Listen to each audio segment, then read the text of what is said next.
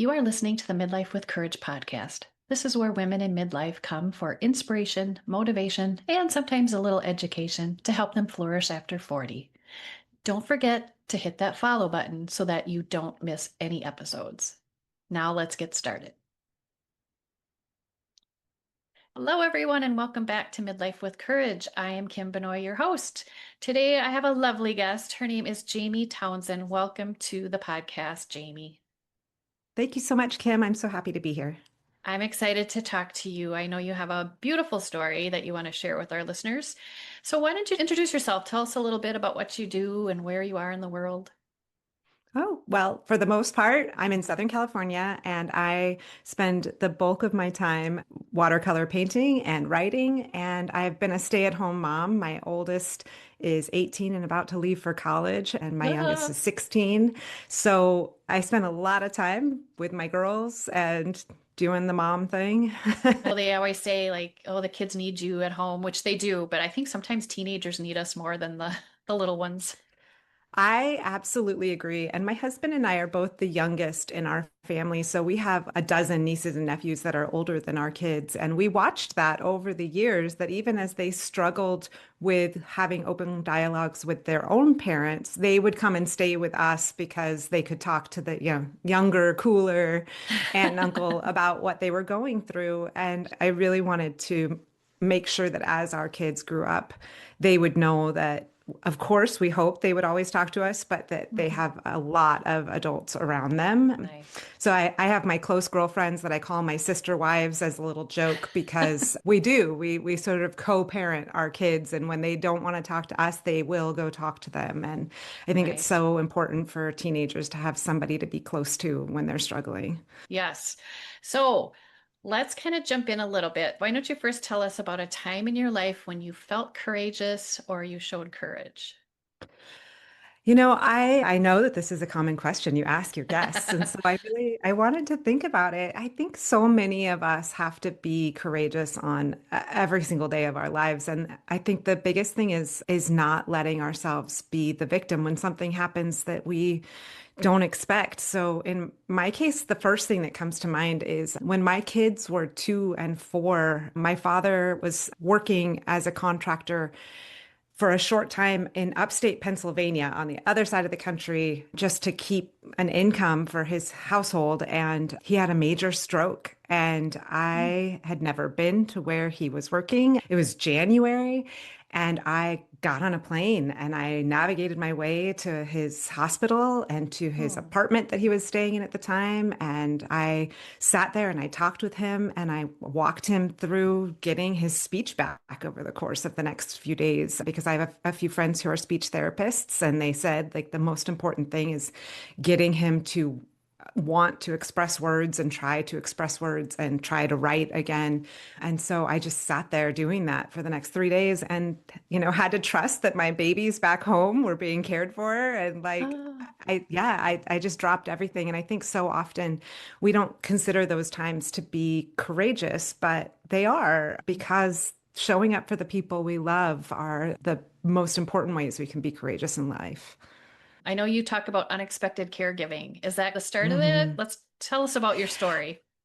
When I talk about what led me to where I am today, I don't even really start that early, but you're right. And in some ways, it was that early. I'm on the young end of the Gen X group, and we have, the aging boomer parents at this point. And I had 4 parents. My parents split up and remarried when I was very young. So I, was raised by 4 parents. And in 2014, I started to plan to go back to work. I thought that I was finally, after my first child was born in 2007 and my second child was born at the end of 2008. And so by 2014, they were both in kindergarten. And I thought, okay, I can finally start doing what I had set out for my own goals in life again, because they're Mhm. both in school full time. I can go back to work. And a series of events that started with the person who owned the house we were renting needed us to move. And then 2 weeks before we moved, my grandmother passed away, who I was very close to. Hmm. And then 2 days before we moved, my father-in-law very unexpectedly had a heart attack and passed away. And so my husband had to fly to be with his mother to plan his father's funeral. And I had to move our children to a whole new city, a whole new school district. Wow. I had to coordinate all of the back and forth of getting our belongings into the new house while he was not with me. And then 4 days after we moved, we all had to go up for the funeral. And that was just really hard. That first month, really, of my youngest being in kindergarten was just like this whirlwind of, wait, what is going on? Why is life doing this to us? And so I remember sitting on the front stoop of our new house and like just sobbing when I found out about my father-in-law passing away because I was there for the inspection Mhm. and thinking, what are we doing? How I don't have any friends here. I don't have any community here. We don't have a church here. I don't know any of their teachers. I don't know anything. How will we get through this? And sadly, that was the next 10 years, really, of 6 years of death after death after death. So I lost another grandmother in February. And then my stepfather had Parkinson's, and my stepsister had ALS, and she passed away in 2019 at age 50. So between 2014 and 2019, I was really trying to help with her own children's caregiving as well. I lived close enough that I could help as much as possible. Mhm. And then in 2020, January of 2020, my stepdad passed away. And that was, as we all know, when the pandemic hit. And so it Mhm. was 8 losses in those 6 years and then the pandemic. And I found myself in 2020 still sitting there, basically holding my head, going, what are we doing? Like, Wow. how is this life? It's just so much grief. Mhm. Now, when you talk to my stepmom, when you talk to my mother, when you talk to my brother-in-law, they will say how strong and courageous I was during that, how I was helping Mm. plan these funerals, how I was balancing it all, juggling being in the hospital with my father, and he passed away in 2016. I was in the hospital every day with him for 4 months as he was sick, and getting my kids to their classes and their after school activities. And yeah, my family all thought like you're superwoman. And I felt like I was coming apart at the seams. I was just constantly humming with anxiety and grief. And I had nothing that was really filling me up anymore. Mhm. And so by July of 2020, really like doom scrolling in the middle of not knowing, we're in lockdown and not knowing what's going to happen next, Yeah. I happened to keep seeing these same ads for learn watercolor for free. There's all Oh. these free tutorials and just use whatever supplies you have. And I clicked on one and I decided to try it. And I sat down in July with, at the time, my youngest was, I guess she would have been about 11 or so. I sat down with her and we did one little watercolor like tutorial. And Mhm. she, it was a fun activity, but she wasn't sold. I, however, loved it. I just found myself like my breathing started to regulate again. My heart rate was normalizing. I was focusing on something beautiful and positive, but really that had no deliverable to the world. Nobody was demanding anything of me. There was nothing to fix, there was no problem to solve. I could just sit there and paint and find my body just rest again. And man, it became addictive. I found time to paint like once a week for the next month or so. And then I started Uh-huh. painting multiple times a week. And by the end of 2020, I was painting every day, all day long. I had a desk set up in our garage. And it was like I had come back into myself. So if you rewind back to who I was when I met my husband, I was a creative writing major and I had Okay. hoped to be a writer someday. And I had done some blogging when our kids were really little, but life was busy and demanding, Mm. and it wasn't how I was able to focus a lot of my energy. And by the end of 2020, with all of that watercolor painting, I was so alive and energized again and full of creative ideas. I wanted to go back to grad school. So I started applying to grad schools, Uh, and I, within 15 months, finished my master's degree in writing. And I had wow. started the first 10,000 words of what is now my published novel. I graduated in 2022. I know that I was in such a lost place when I clicked on that ad, Mhm. but I will forever be grateful for how the simple act of watercolor really brought me back to myself, and life didn't stop being hard, but it Yeah. really renewed who I was and what was missing in my life. What a great lesson. Did you ever watercolor or paint before? Or was that just kind No, of out of the blue it watercolor? was, yeah, it was totally out of the blue. I had taken an arts and crafts class in my senior year of high school to fill in, an elective or whatever. I always considered myself crafty or like Mhm. a DIYer. I was a Mhm. Girl Scout leader and a MOPS mom and like you do all these crafty things. But I Yeah. do have that grandmother that was the first to pass away in that series of deaths she had a dual master's in mathematics and fine art, and she was a very talented artist. My mom's twin Okay. sister was also an English teacher and an artist. And my stepsister, who Oh, lives in Minnesota, was an artist for a long time. So I was surrounded by artists and I was yeah. so in awe of them. But I always thought that if I didn't formally study it, then I couldn't be an artist. And Yeah. what I learned from those tutorials is no, you get those 10,000 hours, however you get those 10,000 hours, right? You put in the time and you learn the skills and you are an artist. You Yeah. you get to claim it. Yeah.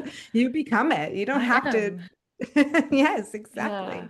Yeah, I could just feel the energy when you were talking about all the things that happened, the almost fight or flight, and then the watercolor. I Mhm. could just see you visibly just telling me about it, like relaxing. I love Yes. that. That's amazing. Yes.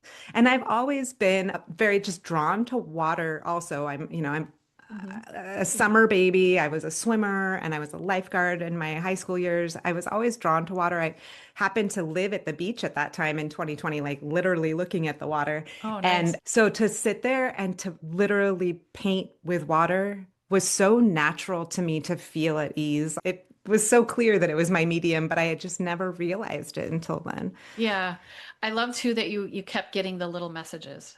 Like I Yeah. firmly believe when we need to do something for ourselves or in our life, whatever it is, we get messages and we just have to see or hear them.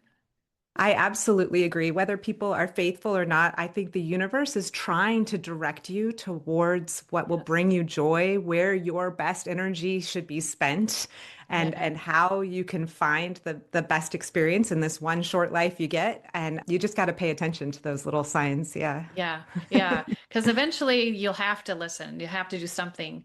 I found that people who have all these, these things happen that are very stressful, eventually their body says, okay, something's got to give here. And like physically something happens. So Absolutely. if you can start listening before that happens, it's much better.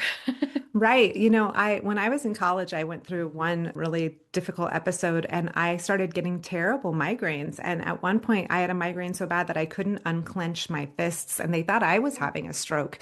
And Oh, what it was is it was just really unprocessed stress that I was carrying and not finding a way to to get out of my body.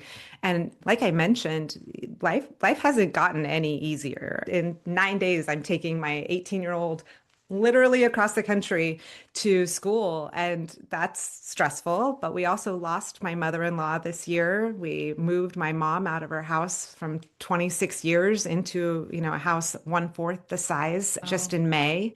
But what I have found is that my daily watercolor practice and my daily journaling, and when I'm able to really like focus in on a project, my writing in like really intense ways of writing, mhm. it all is cleansing my body of that stress that I'm carrying from those activities that I need to respond to, that my family depends on me to respond to.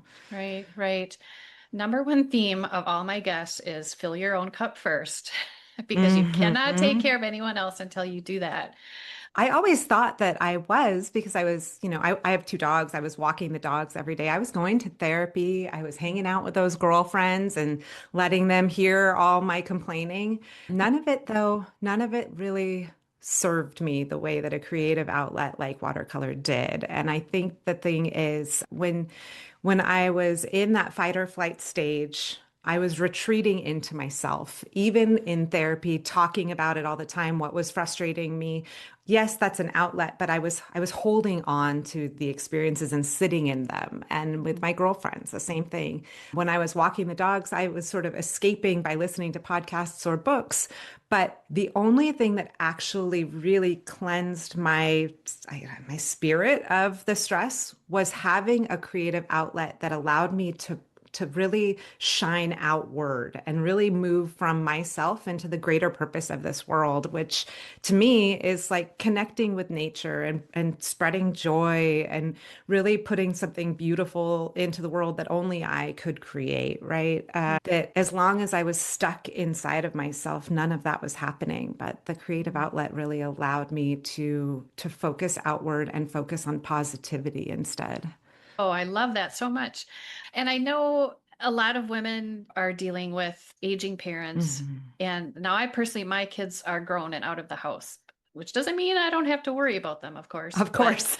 but they're Just not different demands. a little different. Yeah. Their problems are different. But anyway, so you are handling aging parents plus the teenage years. How in the Mhm. world? I'm so glad you have your watercolor because I don't know how people do that. You know, I think there's a few keys to handling it. The first one is to really have that oxygen mask, whatever it is. So for me, it's watercolor. It's every day I go through certain activities that really help ground me and focus me and keep that positivity. So I start my day with journaling. I do daily drawing and watercolor exercises, and then I do the New York Times puzzles because I feel like that helps my brain Yeah. just really, fire on all cylinders. And I think it sounds crazy to say it this way, but I love that line from Ted Lasso where he says, don't be judgmental, stay curious. And when it comes to both aging parents and our teenagers, I really have to go back to that a lot. It's really easy to get frustrated with teenagers who are making mistakes on a daily basis. That's how they're figuring out this world That's and what they where they do. belong in it. Yep. But if we just react with anger and frustration and we attack rather than coming at them with curiosity and wondering how they got to the conclusion they got to, how they made the decision they made, and how we can help them get out of the mess that they're in, I find that that's just such a much healthier approach with my children to keep that dialogue open and also to not feel like I need to be fixing them. Like they're not for me to fix. I'm just supposed to help them learn how to fix themselves, how to, Yeah. figure out these things in this world and navigate them. And sadly, my mom especially is in a stage in which she is like the reverse of a teenager. She's kind of going the opposite direction. She's making really impulsive decisions that are jeopardizing a lot of her future. And I've been put in charge of her finances. And I can get real frustrated and want to just attack in that mode as well. But when I stay curious, when I have the conversations with her, when I really listen more than I talk, I can hear in it that so much of it is coming from the loneliness of now having been a widow for 5 years and Mhm. how much she's had to give up in the last few years of her independence. And Yeah. so I think the best advice I have is to really stay curious and wherever possible, I'm lucky that my husband and I have a really close relationship, but wherever possible, to have a person that you can really just depend on to have your back when it feels like everybody at the world is coming at you, just to have a person who you can share with and who understands what you're going through. He is my rock. He gets me Mhm. through all of this. And we still have we fell in love going to concerts way back in the 90s when Yeah. we first met. And we still go to concerts all the time. And that is like our Yes. outlet. That is just, we connect with music, or, we go to the House of Blues, we go to big festivals. And by Nice. doing that, we stay rooted in our relationship and in that fire that we, you know, first were engulfed in when we, wild young love or whatever, that flame is still there by continuing to date one another and continuing to go to concerts. And so that really helps me to deal with the Sure. stress of the demands of teenagers and aging parents. Yeah, it's nice to have that. It's like your best friend in that corner for with Mhm. you. Yeah. I kind of had to rediscover 100%. that. Yeah, my husband, I mean, he retired a few years ago, and so that transition has been interesting. Oh, I But now bet. that, yeah, now that these things are coming up with parents and whatever, anything, it's like, oh yeah, you're here for me too. We're together. We can Mm. get through this. I love that you mentioned that too. So what kind of music do you guys like? I'm just curious. We listened to a lot of punk rock, but we Oh, also, okay. so yeah, when we first started dating, we would go see, we're Southern California, so there was a lot of pop punk in the 90s. That's when No Doubt came out. We would Oh, go okay. see Social Distortion, and the Vandals are from here, and but we Okay. also really love more like alternative rock and like more folksy music. So, and our Oh, cool. girls really enjoy that with us. So, for Nice. example, we just went a few weeks ago to Denver because one of our bucket list venues was to go to Red Rocks, and Mhm. Mumford and Sons was playing at Red Rocks. And so we went as a family to see Oh, Mumford and Sons. We love the Lumineers. Yeah. yeah. So Very cool. wide, I always wide ask. variety. Yeah, that's cool. We got our girls into REO Speedwagon and all the 80s Hmm. bands. So, Oh, yeah, yes. it definitely, if you have kids, you get them interested in your music because then you'll have something that you can all kind of relate to together. It does help. Yeah, it's interesting. Our girls they'll go with us to punk shows, but they don't like the punk scene as much. But Uh-huh. our youngest, she happens to love Stevie Nicks, for example. And we have concerts Oh, here at the Pier every Wednesday night. And like she knows all of the Stevie Nicks cover songs that what they're playing at the oh, cover cool. bands. And so yeah, and she and I love the Eagles. My husband doesn't like the Oh, Eagles, but oh my gosh. we Yeah. totally connect on the Eagles. So if they don't love yours, you can find another genre maybe that you Yeah. both can connect on. For sure, for sure. Yeah, we are huge Eagles fans too, so there we got that in common.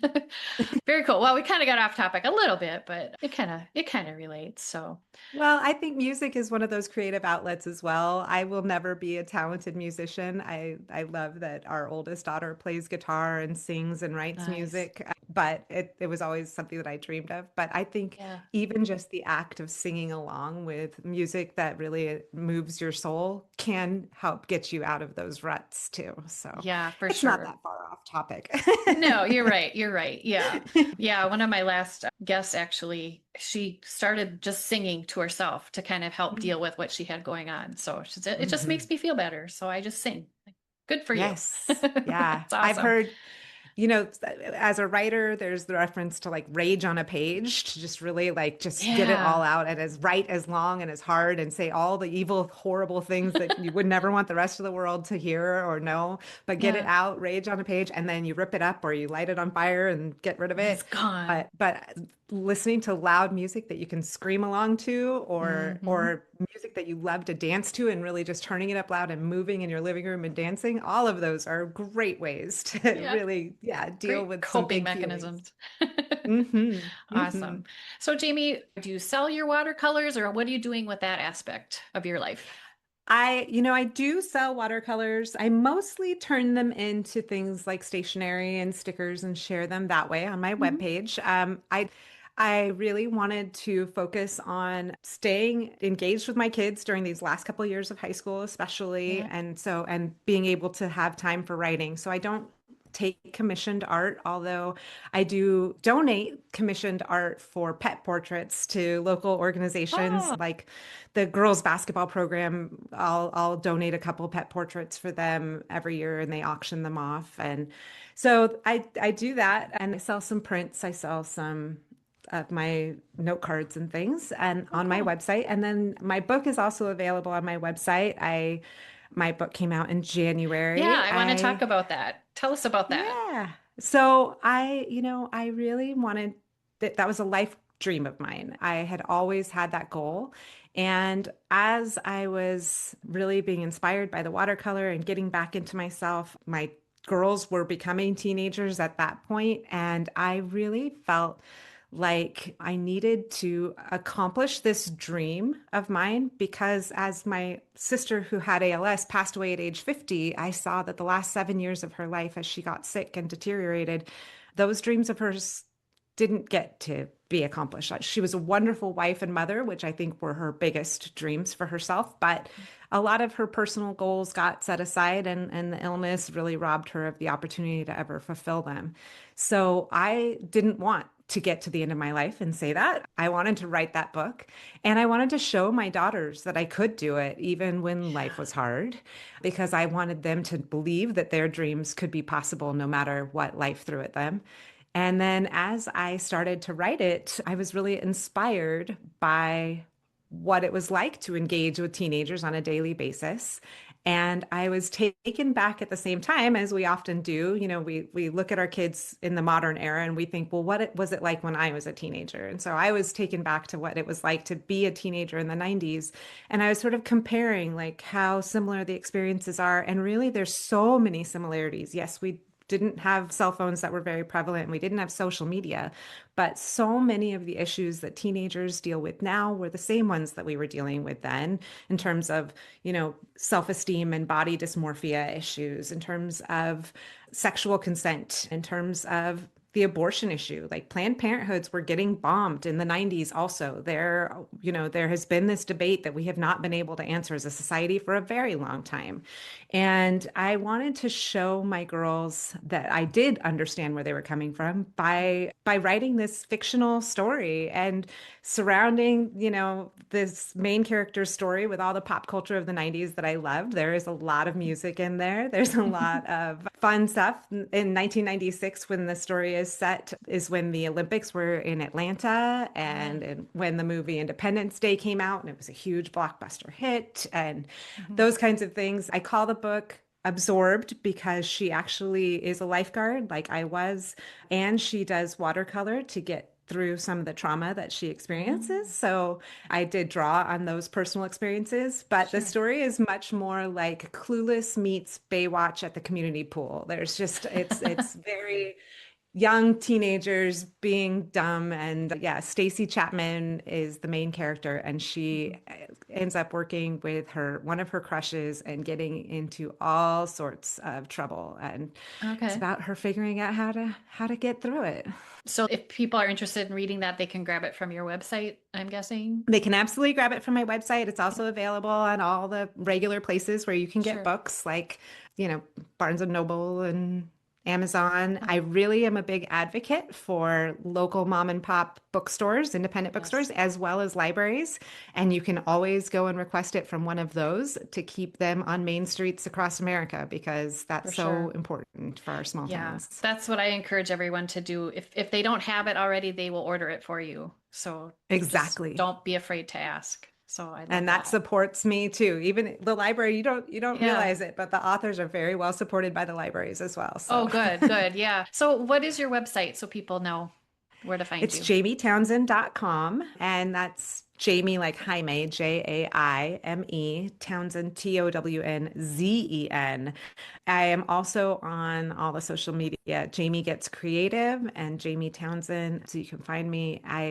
I share a lot of the concerts we go to. I share my art. I share about the book. There's a book trailer that my daughter, who just graduated high school, was in film and television, and she had some Ah, brilliant kids in her class that are going to be, I know, Oscar-winning filmmakers someday that oh, made cool. the trailer. So if you want to get a taste of what the book is like, you can see that on either my social media pages or my webpage too. Okay. Maybe she'll make a movie out of it, Oh, or that they would be will. amazing. I Wouldn't that be love fun? it. Yes, Yeah. yes. So are you thinking more books in the future? I am. Yeah, I have one that I've really been brewing over for a while. Unfortunately, my mom was taken advantage of by some really terrible scammers and Mhm. lost the bulk of her retirement money. So that's how I ended Oh, up no. managing her finances, and part of why she had to move this year. But I've really wanted to dive into what leads someone down the path to be that kind of a person who does that. because we often only think about the victim, and obviously the victim will be, an important part of my story as well. But I'm really curious about how someone ends up making that their way of earning a living in this world Oh, by wow. crushing people's lives. And so it'll be a dark subject to spend a lot of time in by comparison with my more fun 90s teenage sort of rom-com-y book. Yeah. But I think it's an important one. So Oh, definitely. I've been dwelling on it for a while, and once my oldest is settled in her dorm, I plan to really spend some time building out those characters in that Yeah. book. That's such a great topic because I don't know how many times I've said, why don't these people just get normal jobs? Or, Hmm. but I love that you're Yeah. getting curious about it, like you mentioned earlier too, and just kind of figuring that out. So, Sadly, the most evil people in this world were not born that way. They no. were led down that path, and I Yeah. think we don't want to understand why someone like Jeffrey Dahmer did what he did or the Unabomber did what he did, but I think it would help us to bring an end to these scammers if we can understand how they get there in the first place. Yeah. Go to the root of the problem, which is Hmm. applicable to Upstream, so many yes. things. Yes, So for many sure. things. Oh my gosh. So yeah, so you're taking your oldest to college. That's going to be fun. Oh, I'm Kim, I am just so full of joy and excitement that she had this big goal for herself and she made it happen for herself. And I'm so Yeah. proud of her. And then I'm also like on a daily basis a weepy mess because Yep. my baby girl will be too far away from me to hug when she's having a bad day. And like I've got to Yeah. connect with over, FaceTime and only see her every few months. And Yeah. yeah, our whole guest bedroom is covered in just piles of Oh. suitcases and luggage and piles of laundry that's got to be packed in them. And Oh my gosh. Oh, so many fun things. It'll all be yes, okay. It'll all be fine. But yeah, yes, I know yes. that. I know that transition isn't always fun, but it'll No, be well, it'll be okay. It's it's like bittersweet kind of thing. exactly. If we've done our job well as parents, our Yes. kids will be strong enough to leave us. And so Yes. And I don't you like that. I know, but they'll also love us so much that they'll want to come back on multiple occasions. Yes, for sure. Yeah, for sure. So before we say goodbye, Jamie, do you have any one last message or nugget of knowledge for our listeners? My last advice would just be, in sort of a recap of what I shared before. Life is short. You only get one chance on this in this experience, and really to spend it doing something that only you can do that brings you joy and spreads joy in this world. Whatever it is, find a way to do it. I'm not saying you have to quit your job. I'm not saying you have to totally turn your life upside down. For me, watercolor started with 15 minutes a day, and that 15 minutes changed my life and the way that I look at this world and the way that I move through it forever. So just consider how that little shift in your time can really make such a huge difference for yourself, no matter what you're going through. Yeah. Beautiful, beautiful. Jamie, thank you so much. This has been a wonderful conversation, and I hope I get to talk to you again sometime soon. Thank you so much, Kim. It's really been a pleasure. Thank you for listening to the Midlife with Courage podcast. If you liked what you heard, I would love it if you would leave a review, or even better, send a link of this episode to a friend. And don't forget that you can join my Flourishing After 40 Facebook group for free. It's a great community of women like you who are ready to live courageously right now. So until next time, take care of your beautiful self.